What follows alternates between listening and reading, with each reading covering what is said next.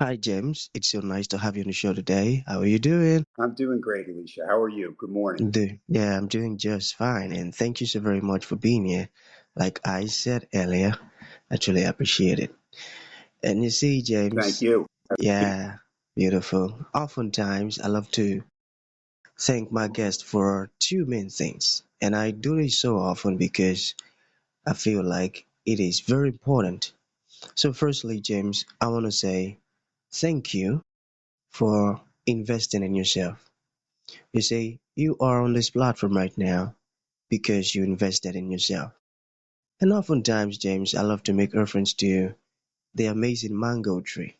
You see, some months ago, I was on a particular road, and just by the roadside, there was this tall, unattractive mango tree.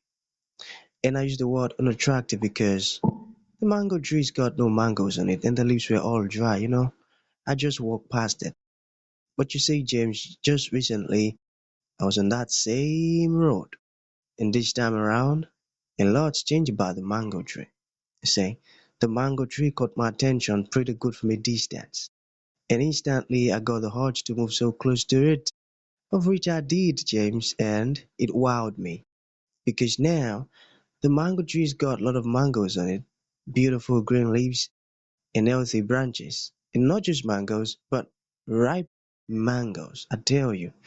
It was a beautiful moment that day. I was so excited. And in my mind, I was saying, now you're talking, mango tree, now you're talking. Sorry. My point is the fact that you dedicated your time, energy, and resources to becoming the amazing person that you are today. That alone has made it pretty hard and impossible for me to skip you. You see, I was attracted to the fruit of all that you're doing. It's amazing. Your philosophy, your work, and the impact it is having. It is a great thing, I tell you. And I said to myself, I've got to benefit from those things that James is doing. You see, and here you are, myself and the audience, we're about to learn and, get impacted by you. And secondly, James, I want to thank you for saying yes to the invite. Because if James had said nope, there was nothing I could do about it. So thank you so very much, James, and it's so great to have you here.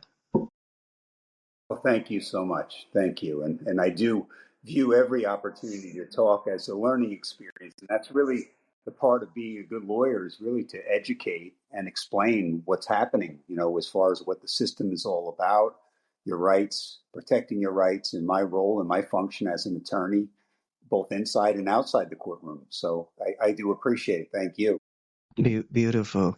And you see, I'm always very, very, very eager to speak to an attorney, and you know why? Because I get to learn some very, very important stuff about the system and all of these stuff with justice and all. So it's so good to have you here. So let's get started, James. I'm quite excited to have you on the show today for some reasons. Firstly, my interest in knowledge seeking. I believe in order for one to transition from a terrible situation to that of a beautiful one, James, I believe it takes the application of knowledge. Not just knowledge, but the application of it. And you see, ever since I discovered that light in the Hebrew means knowledge and darkness means ignorance, I've been so keen to knowledge seeking because I do not want to remain in the dark. And that's why I'm so excited to have you on the show today because I believe our conversation is going to be impactful. And the second reason why I'm excited to have you on the show is for the sake of the audience, the listeners. You see, James, we live in an age where information is as abundant as grains of sand. We've got lots of information flying out there. How to do this, how to become this, and how to become that. So these folks trust me for quality, high opening, and very important information of which I'm totally convinced, James, that our conversation is going to be insightful and impactful. So, for that reason, let's get started with your introduction. Talk to us about your personal or professional journey. We are just so curious right now. We want to know how James got here. Then, afterwards, I've gotten some beautiful questions for you.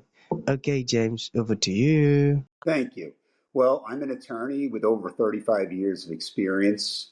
I was a former prosecutor and head of sex crimes, child abuse, and vehicular homicide cases.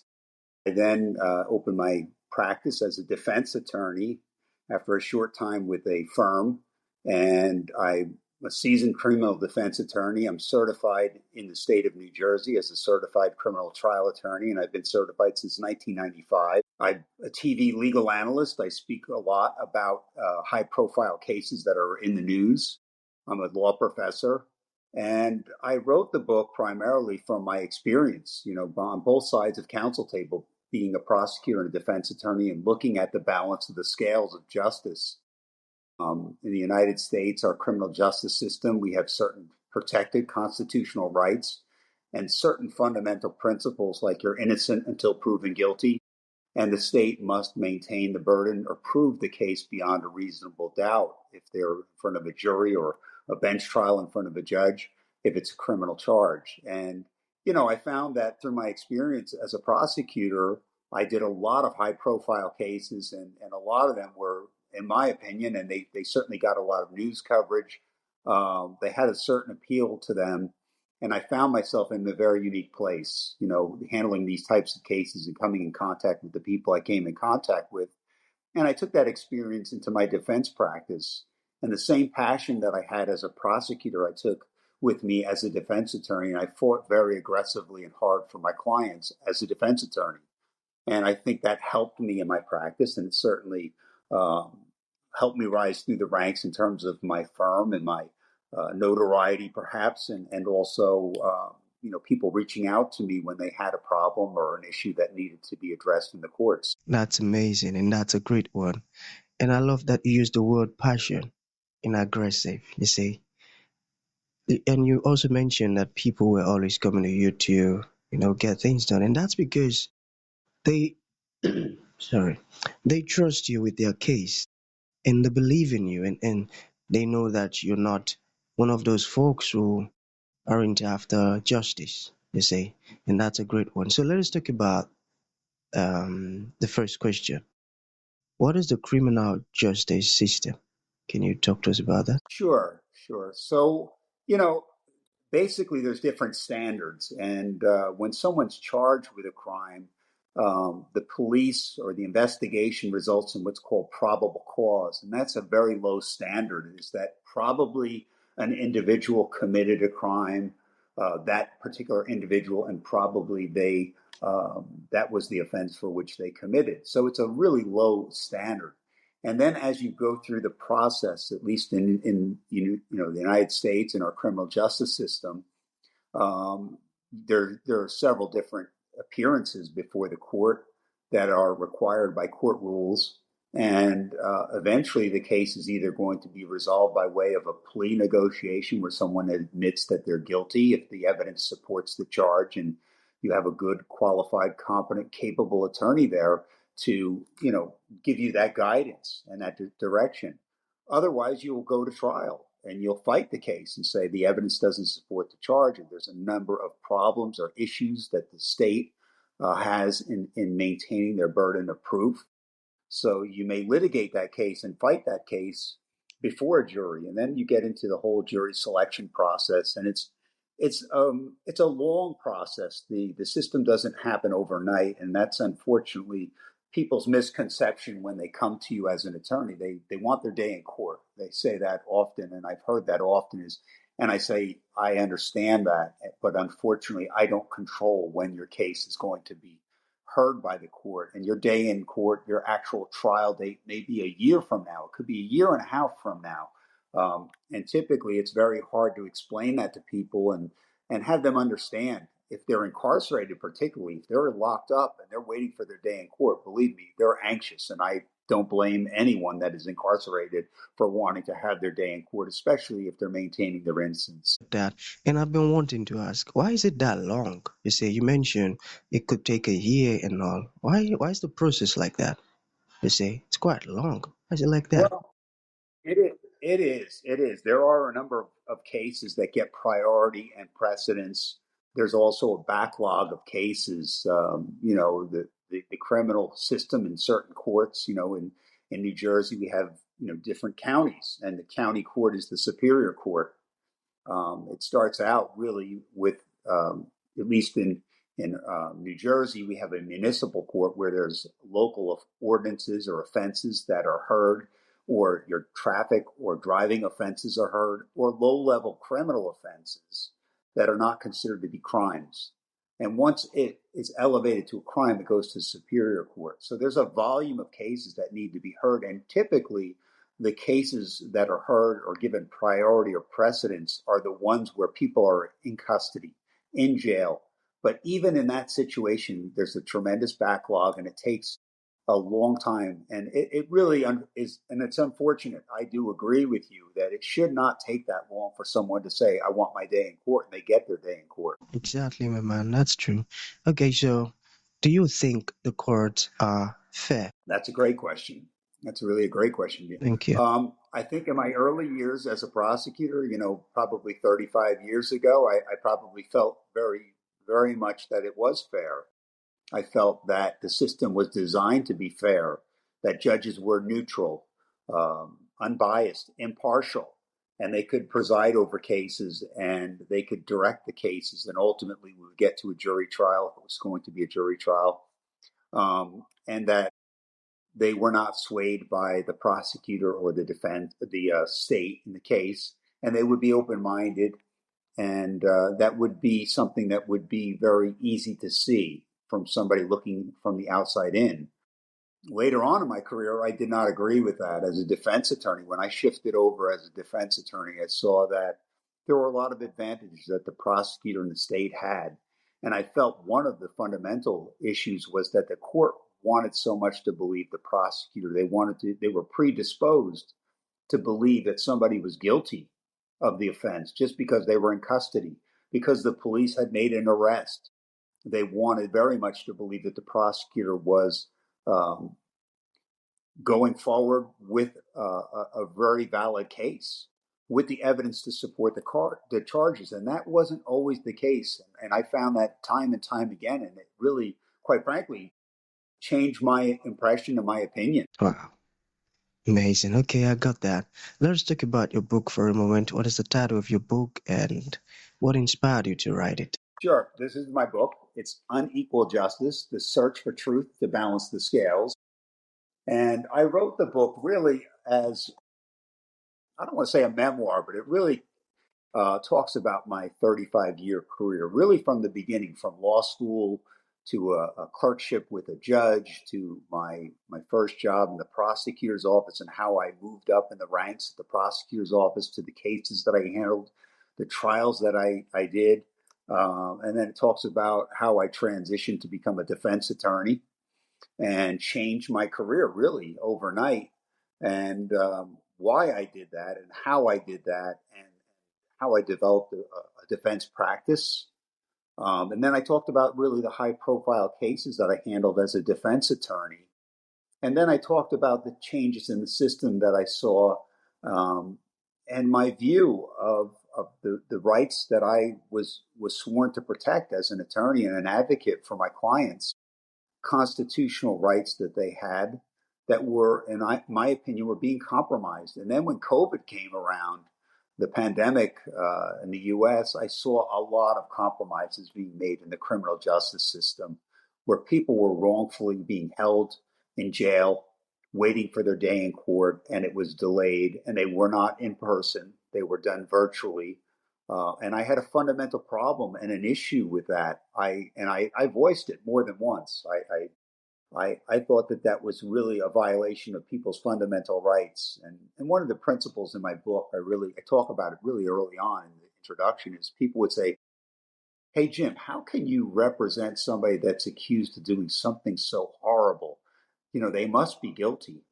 And I would say to them, which is what I would say to anyone, everyone is innocent until proven guilty, and the state has to prove their case beyond a reasonable doubt.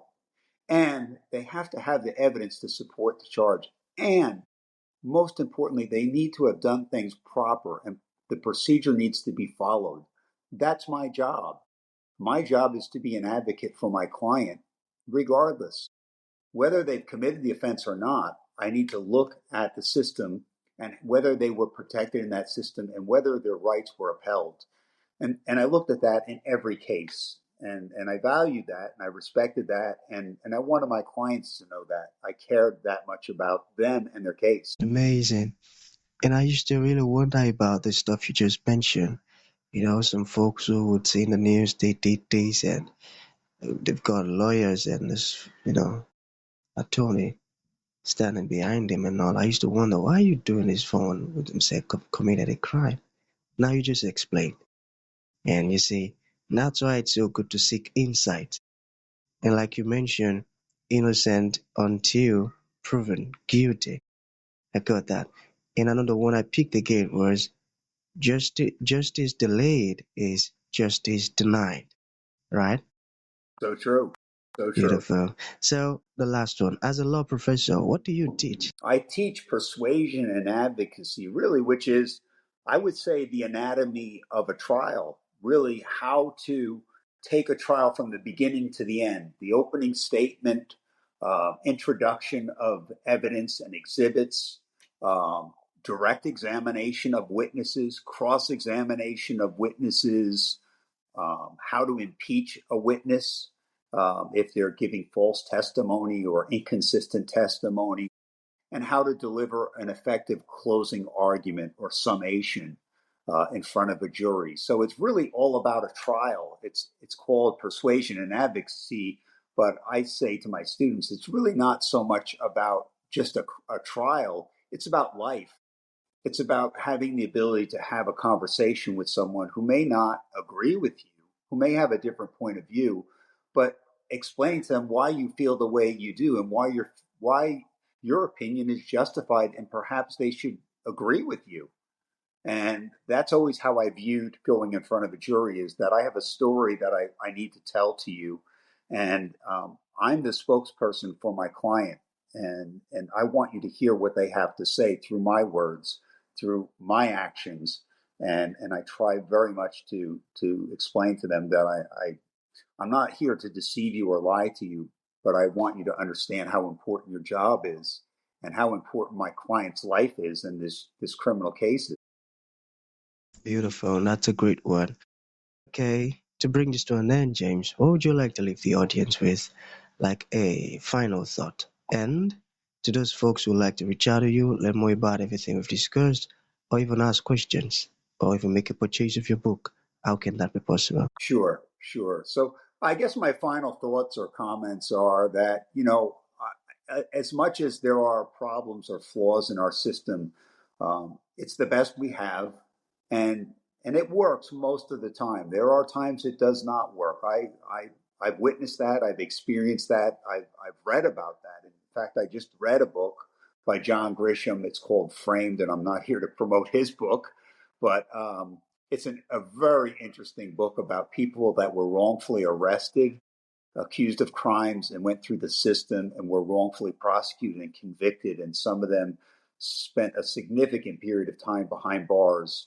Whoa, It demonstrates the flaws in our system and how juries can be misled.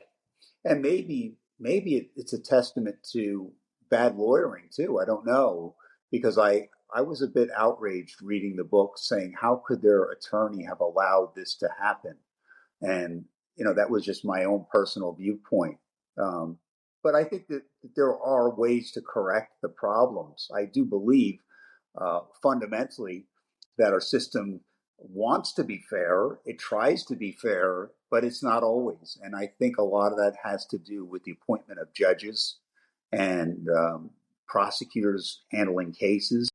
It really comes down to experience and an understanding of their role and their function. And I always viewed, whether it was offensive or it came off-putting to someone, I tried to always be someone that was trying to be an instructor or a teacher and say, look, I was doing what you did many years ago, and your job is really important. This is something you should be doing if you're not doing it. And if you're not doing it, then you're not doing your job.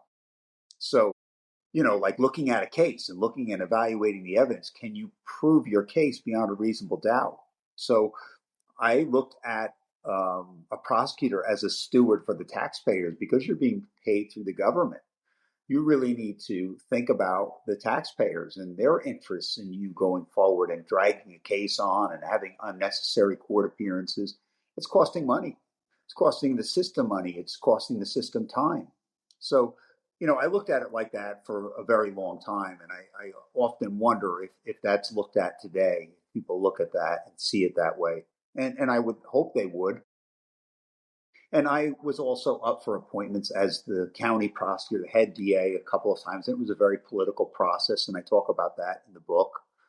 I talk about appointments of judges or cases where I had defense attorneys as a prosecutor. They became a judge, or when I was a defense attorney and they were a prosecutor, and then they became a judge. And it's very hard for them to put aside our personal experiences in a courtroom when they see me again, and now they're wearing the robes, and I'm the defense attorney. So they may have some opinions that they can't, get away from, and they shouldn't have those opinions, but unfortunately that does happen.